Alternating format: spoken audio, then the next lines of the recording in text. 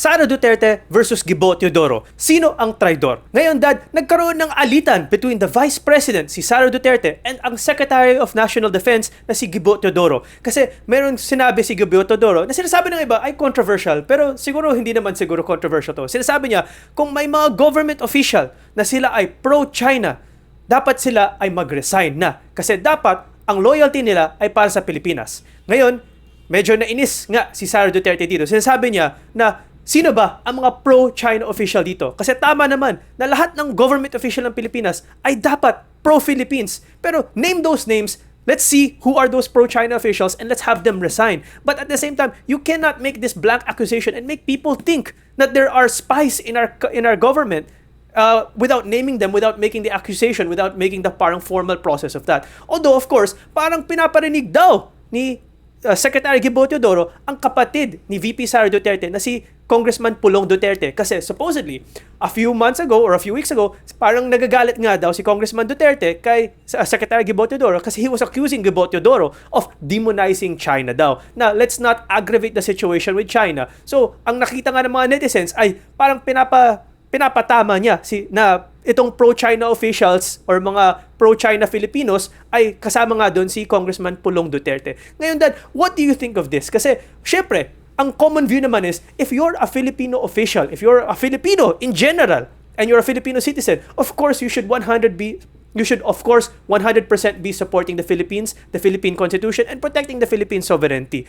But I'm sure there are officials naman or mga Filipinos that are pro-US, pro-China, but not necessarily betraying the Philippines just because they believe China is a better country or US is a better country. Anong paningin mo dito, Dad? Well, number one, kung ikaw ay naluklok at nahalal na bilang isang opisyal o nagre-representa ng ating bayan, ng ating pamahalaan, dapat ang iyong commitment at iyong loyalty dapat na sa ating bansa. Hindi ka dapat pro-China, hindi ka dapat pro-US, dapat pro-Philippines ka dapat lamang. Kasi yun ang iyong tungkulin at meron kang katungkulan o responsibilidad o pananagutan sa ating mga kababayan na ipaglaban mo at ipagtanggol mo ang ating bayan at ay sulong mo ang kapakanan o ikabubuti ng ating sambayanan. So yun ang iyong responsibilidad at iyong pananagutan. No? Pero kaya lang kasi siyempre minsan sa pakikitungo sa iba't ibang dayuhan na nakikita natin, minsan nagkakaroon ng misunderstanding. No? Kasi nga minsan may mga opisyal tayo o mga namumunot na mamahala na parang kumikiling sila sa isang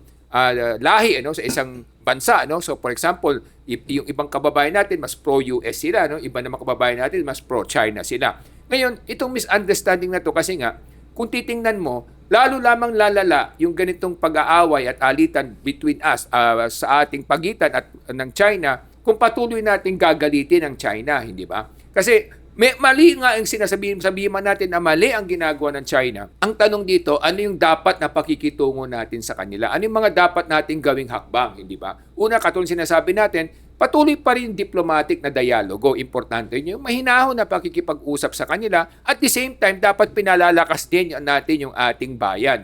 So pinagtitibay din natin hukbong sandatahan para nang sa ganon, makita rin nila na handa tayong lumaban kung kinakailangan. Di ba? Kung kasi nakikita natin, itong digmaan nga sa US at Iran, napakalaking leksyon ito para sa ating lahat. Bakit kamo? Napakaliit ng Iran kumpara kung ihahambing mo sa US. Pero kita mo kahit na maliit sila, talagang napakalaking sakit ng ulo ng US para sila supilin at para sila sawatahin. Nakikita natin yun. So, bakit ba? Kasi marunong sila, yung kanilang mga namumunot na mamahala, alam nila yung tamang pamamaraan kung saan nila dadalhin yung pondo ng pamahalaan sa pakikipaglaban at pakikipagdigmaan. Kasi kung titignan mo yung programa sa bayan natin, pilit natin binibili yung mga malalaking missiles, malalaking mga lumang eroplano ng Estados Unidos. Ang nagiging problema kasi dito, hindi natin talaga matatapatan yung kapangyarihan ng China doing that. Kung titingnan mo yung Iran, napakaganda ng kanilang sistema. Alam nilang hindi nila kayang tapatan yung kapabilidad ng Amerika sa pakikipagdigmaan. Ang ginawa nila, instead na malalaking barko, maliliit na mga speedboat, katulad sinasabi natin sa mga nakaraan nating vlogs, mga maliliit na speedboats na maraming armas. Para kahit na malalaki yung barko nyo, madali namin kayong magapi o masugpo. So ganun din, instead na marami silang eroplano, meron silang drones factory, na may armas na mga drones. So parang sa ganun, para sila mga mosquito, para sila mga mosquito na lumilipad, no? Mga langaw at mga bangaw na lumilipad para mas mahirap mo silang gapiin, no? So yun ang ginagamit nila, yung isip, yung utak na pagmamahal sa bahay nila, nakikita sa pamamagitan ng paglaan nila ng pondo para sa mga kanilang pakikipagdigmaan, no? Sa atin kasi pilit natin ginagaya yung mga ginagawa ng mga conventional warfare, hindi natin kakayanin kasi una, kulang tayo sa pondo, pangalawa, kulang tayo sa training. So, kung yun ang itatapatan natin ng China ng pound for pound, talagang matatalo tayo. Kaya kinakailangan strategic thinking sana ang ginagawa ng ating bayan para mailaan yung pondo sa tamang paggagamitan. So, kung sasabihin natin kasi, bakit ba nagkakaroon ng ganitong alitan between Vice President Sara and Secretary Gibo Teodoro? Kasi parang nagkakaroon sila ng misunderstanding of each other, no? Kasi pag tinitingnan natin, parang ang tingin siguro ni Secretary Gibo Teodoro, parang maka-pro-China naman tong sila Duterte, no? Pero ang tingin naman nila Duterte, masyado ka naman pro-US, parang gano'n, no? So nagkakaroon tuloy ng hidwaan. Pero dapat paglaban natin yung bayan natin, hindi pro-US, pro-China. Dapat kaibigan natin silang lahat. Ang kakampihan lang natin yung bayan natin. Ang US at China dapat kakampi natin, hindi natin sila kalaban. Ngayon, kung medyo nilalapastangan tayo, marami namang paraan na pwede natin gawin. Katulad ng ginagawa natin ngayon, may diplomatic channels naman, kinakausap sila ng mahinahon. Kasi kung lalo lang natin silang aasarin at lalo natin silang gagalitin, ang tanong lang diyan ganito, kaya ba natin? Kaya ba natin silang tapatan? Kung talaga ba magkaroon ng bakbakan, kaya ba natin ipaglaban ang ating bayan? Tayo bang mga nasa pamahalaan o yung mga nasa gobyerno ngayon nagsusulong ng ganitong klaseng adhikain na galitin ng China, kayo ba handang mamatay para sa bayan? Kasi kung handa kayo, ang tanong, kaya ba nating manalo? Yun ang pangalawang tanong doon, di ba? Kasi nga, ang sinasabi natin, marami namang pamamaraan na kinakailangan gawin natin para sa ganun matapatan natin sila. Hindi kinakailangan pound for pound. Kinakailangan strategic thinking and strategic funding ng ating mga pangangailangan. Tama rin na humihingi tayo ng tulong sa Estados Unidos. Tama naman yon. Pero siyempre, kinakailangan sa gitna lang tayo. Pag kumiling tayo masyadong kanan at kumiling tayo masyadong kaliwa, tayo madidisgrasya diyan. Kasi nga nakita naman natin, tama na umimik tayo pero tama sa tamang pamamaraan. Kasi kung lalo natin silang iniinsulto, lalong lalaki yung apoy.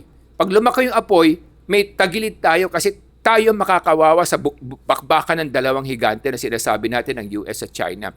At pangatlo, yung isa pang punto kasi natin dito na dapat natin talakayin, ang tanong kasi dito ganito, bakit ba kinakailangan maganda yung pakikipag-usap natin sa China? Kasi nga malapit sila sa atin, una. Pangalawa, marami din tayong mapapakinabangan kung maganda yung samahan natin sa kanila. Pero kung tayo naman medyo nilalapastangan, dapat kausapin natin sila ng mahinahon para sa ganun magising sila sa katotohanan na wag namang ganyan at nakikita rin ng buong mundo na mali yung ginagawa nila. Kasi nga there are two ways of settling a problem. Either you fight them or you talk to them or you join them in having kumbaga friendly relationship. Ngayon naman, ang sinasabi ng mga ibang netizens na ang ating mga kababayan, kahit sino maupo dyan, yung iba panay kritiko na dapat gintuhin ng China, dapat awayin, ganyan-ganyan. Pero pag sila din naupo sa isang posisyon na pwede silang suhulan at pwede silang kumita, kukunin naman daw din nila ang pera kasi may mga news nga na lumabas last time na yung mga ibang tao daw sa ating gobyerno, binabayaran lang daw ng 20,000 ng government ng China. Lumabas yun a few months ago. Tapos binibigay nila yung mga information kung saan yung ruta ng ating mga barko. Kaya parating kung saan rumuruta yung ating Coast Guard, bigla nandun yung Coast Guard ng China, laki-laki naman ng dagat. Bakit parati nagtsetsempo? Kasi alam nila lahat ng mga galaw nyo, kasi binebenta ng mga maliliit na tao dun sa loob daw nung opisina ng ating gobyerno, yung mga impormasyon. Ngayon naman, ang sinasabi ng mga ibang mga netizens na pag kumita ang mga Pilipino galing sa isang foreign government, suhulan halimbawa ng China, lahat ng bawat Pilipino at lahat ng mga mayan, parang vinote buying, baka mamaya kumiling lahat sila para maging pro-China kasi ganun lang naman daw kabayaran lahat ng mga tao dito. Yun yung sinasabi ng mga ibang mga netizen. Yung sinasabi naman ng mga ibang pro-Duterte commentators, tinatanong nila, kaninong administrasyon ba na itayo yung mga isla doon sa West Philippine Sea? Hindi ba panahon ng 2010 to 2016 talaga na itayo yung mga islang yan? Hindi ba nagkaroon din ng mga traidor mula sa gobyerno ng administrasyon noon? So, hindi ba doon nag-umpisa yon? Bakit sinisisi ngayon dito sa panahon ng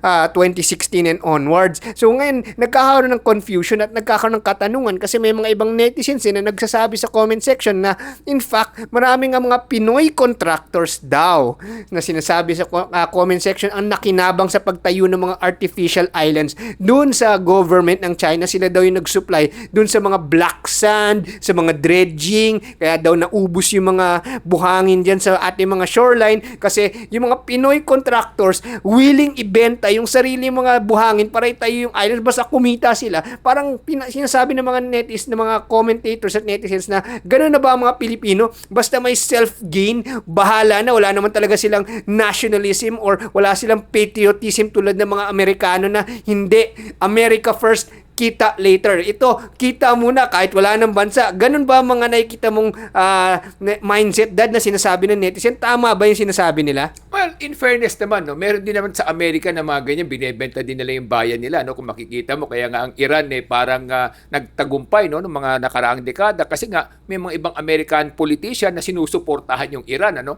Parang natatakot sila samantalang mas malaki sila, natatakot sila sa isang bully na katulad ng Iran, no? Kaya nga isa rin pinagtatalunan, no? Marami nagsasabi na dapat hindi kinalaban ni Donald Trump ang Iran, no? Pinabayaan na lamang, no, para hindi nagtaasan sana ang presyo ng langis. Pero kung titingnan mo, kung hindi niya ginawa ito ngayon at pinatagal mo din yan, parang cancer yan, no? Na pag tumagal, mas lalo mahirap supilin yan, ano? Yung Iran na sinasabi natin. Ganon din, no? Yung mga misunderstanding na ganyan, hindi lamang ngayon sa panahon na, no? Nung panahon din, nung kapanahunan ng dekada 80, no? Makikita natin, no? 70 at 80, yung ating bayan, yung ating probinsya na Sabah, no, atin yan, sa Pilipinas yan, no, na pagkanuloan napunta sa Malaysia, no. Kaya ngayon kahit na maraming Pilipino sa Sabah, siya bahagi na ng Malaysia, no. So nasakop din tayo, no, kung titingnan mo, pero wala naman talagang kumibo na rin doon. May mga kumibo pa ilan-ilan pero parang nanahimik na rin along the way, no. So well, ang kagandahan naman kasi ngayon, at least may kumikibo ngayon dito sa West Philippine Sea, no. At pangalawa, meron din naman talagang mga nagsusulong at meron na rin kaso na inaihab na nanalo na nga tayo sa United Nations na talagang nagsasabing atin talaga yung mga lugar na yan, no? So, ang pangatlo na lamang, ang tanong na lang diyan kung paano makikipag-usap sa kanila ng maayos, no?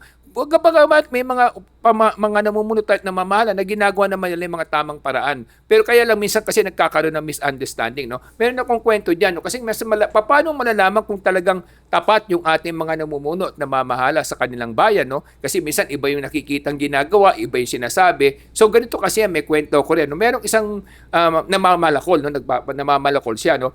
Minsan tumatawid siya ng tulay, no, sa kanilang lugar, sa kanilang probinsya, nahulog niya yung palakol niya. Nung nahulog niya yung palakol niya, so iyak siya ng iyak, no? Nagdadarsal siya sa Panginoon. Sabi niya, Diyos ko, maawa ka naman sa akin. Kailangan ko yung palakol ko, yan ang ginagamit ko sa panghanap buhay ko kasi nagpuputol ng kahoy, yung kanyang hanap buhay. So sana naman maibalik mo sa akin yung palakol ko. Naawa yung Diyos sa kanya dahil parang nakikita ng Diyos, busilak yung kanyang kalooban. So sinagot siya ng Diyos, sige, ano ba problema mo, Pedro? Sabi niya, nahulog po yung palakol ko, Panginoon, sana naman maibalik sa akin yon. So, pinababa ng Panginoon yung isang anghel para kunin yung palakol, no? Pag akyat ng anghel, dala-dala niya yung palakol na punong-puno na ginto, no? Ginto yung palakol. So, tinanong niya si Pedro, sabi niya, Pedro, ito ba yung palakol mo? Ang sagot ni Pedro, Diyos ko, Lord, hindi po akin yan, hindi ko palakol yan. O, sige, sabi niya, pababain natin ulit yung anghel. Bumaba yung anghel. Inakyat naman yung palakol na punong-puno ng diamante. Tinanong siya, Pedro, sa iyo ba tong palakol na to? Ang sagot ni Pedro, Diyos ko, hindi ko po akin yan, hindi ko po palakol yan. O sige, pababain natin ulit yung anghel. Pangatlong pabagba ng anghel, pag akyat niya, dala na niya yung palakol ni Pedro. Tinanong niya si Pedro, Pedro, ito ba yung palakol mo? Ang sagot ni Pedro, Lord, yan po yung palakol ko. O natuwa ang Panginoon sa kanya. Sabi sa kanya ng Panginoon, O Pedro, dahil busilak ang iyong kalooban, ibibigay ko sa iyong palakol na ginto, palakol na diamante, at iyong palakol bilang gantimpala mo. So, tuwan-tuwa naman si Pedro dahil biglang nagkaroon siya ng karangyaan na ngayon. No? Pagkatapos noon, makalipas ang ilang buwan, naglalakad ulit si Pedro doon sa tulay. No? Kaya lang umuulan. Kasama niya yung kanyang misis, yung may bahay niya. Nadulas yung misis niya, nahulog na naman sa ilog. So nagdasal na naman si Pedro, sabi niya, Lord, maawa ka naman sa akin. Mahal na mahal ko yung asawa ko, ibalik mo naman sana. Yung asawa ko, tulungan mo naman sana. So again, narinig siya ng Panginoon, naawa sa kanya, sinagot siya. Sige Pedro, sabi niya, pabababain natin yung anghel para sagipin yung iyong may bahay. Pag akyat ng anghel, ang dala niya si Catriona Gray, si Miss Philippines, Miss Universe, no? Tinanong niya si Pedro, sabi niya, Pedro, ito ba ang may bahay mo? Ang sagot ni Pedro, yes Lord, yan po yung may bahay ko. So ngayon, ang kwento kasi dito, nung tinanong siya ni Lord, sabi niya, bakit mo sinabing asawa mo yan? Hindi mo naman asawa yan. Sabi niya, kala ko ba maayos kang tao at busilak yung kalooban? Sabi niya, kasi Lord, sabi niya, ang problema, pagka hindi ko sinabing yan ang asawa ko, baka bigyan mo ako ng 3 asawa, katulad ng pagbigay mo sa akin ng 3 palakol. So ngayon, itong mga misunderstanding kasi dito, yung sinasabing natin, totoo ba yung sinasabi ni Pedro? Yun ang next question dyan. No? Ngayon, ang tanong dyan, totoo ba yung sinasabi ng ating mga namumuno at namamahala na inuuna nila yung kapakanan ng ating sabayanan, ipinagtatanggol nila ang kapakanan ng ating mga mamayan at pinaglalaban nila kinabukasan ng ating mga kabataan, o ito'y panay labas ilong lamang? So, how do we know na sincere ang intention ng bawat isa sa kanila? Kahit na pro-US ka o pro-China ka, sino ba talaga yung sincere sa inyo? Yun ang katanungan dito. Makikita to sa mga hakbang na ginagawa nila sa kanilang kabuhayan, sa kanilang kinikita, at kung ano inuuna nila para sa kanilang kinabukasan o sa kinabukasan ng ating mga kababayan. Ngayon naman, Dad, may mga nag-viral pa na post dati dun sa FB na marami mga nag-like at nag-share at medyo sumang-ayon na nakakabahala. Sabi nung isang isang netizen na, Japan, US, and Spain, kung interesado pa kayong sakupin ng Pilipinas, promise di na kami nalalaban. Tapos ang dami natuwa dun sa post na yun. Tapos meron naman isang post na sinasabi na ang Pilipinas ay nangyari is parang yung dating farmer ng isang napakagandang hacienda. Pinaglalaban niya na gusto niya na maging siya ang may-ari ng lupa at gusto niya palayasin yung hasyendero. So, ang dating hasyendero is Spain or America or Japan. Ngayon, nung pinalayas ng Pilipinas tong America, yung dating may-ari ng lupa, hindi naman niya mamalagyan ng fence, di man lang niya malagyan ng bakod yung sarili niyang lupa at namamalimos pa siya sa dating may-ari ng lupa na dati America, bigyan mo naman ako ng bakod kasi labas-pasok lang tong kapitbahay ko na China, parang hindi nga ako minsan pinapatawid sa sarili kong property kasi wala akong pangtayo ng sarili kong bakod. So ngayon, yung ngayong tao na Pinoy na farmer na nagmamay-ari ng lupa, hindi man lang niya mabakuran yung ipinaglaban niya na gusto niya mapasaka niya yung lupa. Nagmamakaawa pa siya sa dating may-ari ng lupa para sa pambili ng bakod, pambili ng mga konting protekta sa kanyang lupa at konting pangkain, kumbaga through USAID. Di wow, sabi ng mga taong bayan, bakit pa nagkaroon ng sovereignty kung di mo naman pala kaya papakainin at protektahan yung sarili mo mga pamilya at tao? Masubuti pa, dun ka na lang sa dating may-ari ng lupa na nagiging prosperous yung taong bayan mo. So ano masasabi mo dito sa mga commentators na parang hindi na sila naniniwala na kaya or hindi sila naniniwala na kaya talaga ng Pilipino ang maging sovereign? Kasi ang sinasabi nila, pag pumunta ka sa Amerika, sa Europa, makikita mo yung mga Pilipino dun, nagtatrive, magaganda mga suot, magaganda mga sweldo. Pero dito, pag nasa Pilipinas, under sila ng sarili nilang lahi, nilalapastangan sila ng sarili ng lahi. Pero pag nandun sila sa ilalim ng mga puti, gumaganda ang kanilang buhay. Sa ilalim sila ng mga Hapon, gumaganda ang kanilang buhay. So ano masabi mo sa mga Pilipinong nagsasabi na dapat maging kolonya na lang tayo o maging teritoryo tayo ng Amerika ulit? Well, meron din silang punto de vista kung titignan mo. Iyon kasi parang tinig yun ng frustration, no? Kumbaga nanawa na sila sa mga pangako kasi ng mga politiko, mga namumuno at namamahala na pinapangako na maraming gagawin para sa bayan, pero lahat yun labas ilong lamang. Pag sila'y naluklok na o naiupo na o naihalal na, sarili na lang nilang iniisip nila. Kasi nga, yun ang nagiging problema, no? Wala naman akong kaduda-duda na kaya pa rin naman nating ibangon ng ating bayan. Meron lang, ang kinakailangan na natin, mamili tayo ng mga tamang ihahalal sa mga pamahalaan at mga iluluksok sa mga posisyon sa gobyerno, no? So kung titingnan natin, katulad ng Singapore, kung ihalin tulad natin ng Pilipinas, malayong-malayo ang Singapore sa Pilipinas nung panahon. Lamang na lamang tayo sa kanila nung dekada 60. Kaya lang, anong nangyari? Kasi nga, ang Singapore nagkaroon ng isang liderato, katulad ni Lee Kuan Yew, kanilang prime minister na nagpatakbo ng Singapore, na inuna niya yung kapakanan ng sambayanan at ng mamamayan. Hindi yung sarili ang inuna niya. So yun ang pagkakaiba kasi. Ang nangyayari kasi sa ating bayan, karamihan sa ating mga politiko magaling sa pabalat bunga na sinasabi natin, magaling sa matatamis sa salita, pero pagdating sa trabaho at sa talagang gagampanan ng tungkulin para sa ating bayan, inuuna yung kanilang sarili. Yun lang naman ang problema. Ngayon, meron din nagsabi niya na dati natin Pangulo, sinasabi niya, it's better for the Philippines to be governed by Filipinos and live in hell rather than to be governed by foreigners and live in heaven. Di ba? Parang ganun yung mga narinig natin na sinabi ng dating Pangulo. Pero, Quezon. pero mali nga yung ganung klaseng pag-iisip di ba? Mali yun kasi nga, parang bakit mo sinabi yung govern, ibig sabihin dahil ikaw yung may kapangyarihan. Hindi baling magdusa yung mga kababayan mo.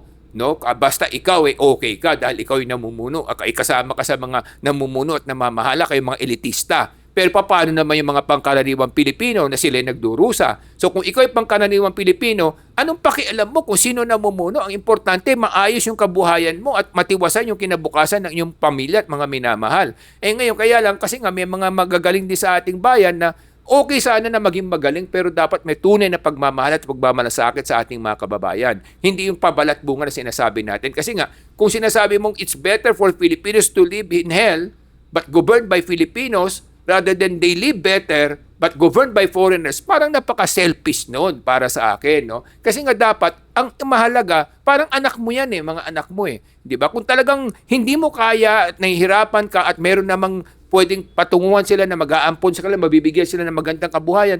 Kung gusto naman, bakit hindi? Magpaparaya ka, di ba? May kasabihan, tunay na pagmamahal, marunong ka magparaya. Ngayon, kung kaya mo naman, o siyempre hindi, dapat ipaglaban mo na ikaw ang gagawa ng paraan para buhayin ng pamilya mo. Kung talagang hindi mo kaya at nakikita mong makakabuti sa kanila, yung pagpaparaya, hindi naman ibig sabihin na hindi mo mahal sila. In fact, baka ngayon ang tunay na patungkol sa pagmamahal, katulad ng kinento natin kay Pedro kanina. Dad, regarding naman sa loyalty ng ating mga Philippine government officials, na yes, Secretary Gibo Teodoro said a very controversial thing na sinasabi yung mga pro-China officials should resign, di ba? But what about the officials naman na pro-US, which alam natin, marami mga pro-US officials rin natin, di ba? Kasi marami mga netizens na sinasabi na siguro naman si Bongbong Marcos ay isang pro-US president kasi syempre, nung people power, ang nag-evacuate sa kanyang pamilya at nag-protect sa kanyang pamilya ay ang US government despite the fact that his father should have answered for his crimes here in the Philippines. And for many years, parang naprotekta si Bongbong Marcos sa US from any parang Philippine